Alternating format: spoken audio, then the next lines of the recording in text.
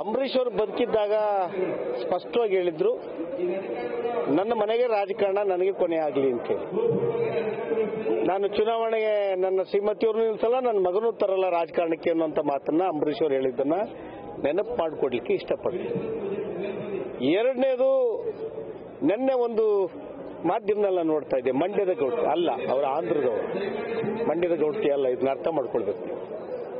ಮೂರು, ಈಗಾಗಲೇ ರಮ್ಯ ಅವ್ರನ್ನ ನಾವು ನೋಡಿದ್ದೀವಿ, ಸಂಸದರಾಗಿ ಮಾಡಿಕೊಂಡು ಎಷ್ಟು ಮಟ್ಟಿಗೆ ನಮ್ಗೆ ಕೈ ಸಿಕ್ಕಿದ್ರು, ಎಷ್ಟು ಮಟ್ಟಿಗೆ ನಮ್ಗೆ ಕೆಲಸ ಮಾಡಿಕೊಟ್ರು, ಅದೆಲ್ಲ ಜನ ಯೋಚನೆ ಮಾಡ್ತಾರೆ. ಅಂಬರೀಷ್ ಅವರೇ ಕಡೆ ದಿನಗಳಲ್ಲಿ ಯಾಕೆ ಚುನಾವಣೆ ನಿಲ್ಲಲಿಲ್ಲ? ಯಾಕೆ ನಿಲ್ಲಲಿಲ್ಲ? ಅವ್ರಿಗೆ ಗೊತ್ತಿತ್ತು ಜನ ಈ ಸಲ ನಾನು ಒಪ್ಪಲ್ಲ ಅಂತ. ಕ್ಷೇತ್ರಕ್ಕೆ ಬರಲಿಲ್ವಲ್ಲ. ನಾವು ಈಗಾಗಲೇ ಉದಾಹರಣೆನ ರಮ್ಯ ಅವರಿಂದ ಕಲ್ತು ಬಿಟ್ಟಿದ್ದೀವಿ. ರಾಜಕಾರಣ ಸಾರ್ವಜನಿಕ ಬದುಕು ಹುಡುಗಾಟ ಅಲ್ಲ. ಈ ಜಿಲ್ಲೆಯ ಜನರ ಸಮಸ್ಯೆಗಳನ್ನ ಅರ್ಥ ಮಾಡಿಕೊಂಡು ನೋವು ಸ್ಪಂದಿಸೋರೇ ನಮಗೆ ಬೇಕು. ಈ ಹುಡುಗಾಟಿಕೆಯಲ್ಲಿ ಲೋಕಸಭಾ ಸ್ಥಾನ ಮಾಡ್ತೀನಿ, ಸಚಿವರ ಸ್ಥಾನ ಮಾಡ್ತೀನಿ, ಶಾಸಕ ಸ್ಥಾನ ಮಾಡ್ತೀನಿ, ಅದು ಆಗ್ಬರೋದಿಲ್ಲ. ಈ ಜಿಲ್ಲೆ ಜನ ಸಾಕಷ್ಟು ನೋವನ್ನ ಈಗಾಗಲೇ ಉಂಡಿದ್ದಾರೆ, ಅನುಭವಿಸಿದ್ದಾರೆ. ಬಹಳ ಎಚ್ಚರಿಕೆ ಹೆಜ್ಜೆಯನ್ನೇ ಇಟ್ಟೇ ಇಟ್ಟಿರ್ತಾರೆ.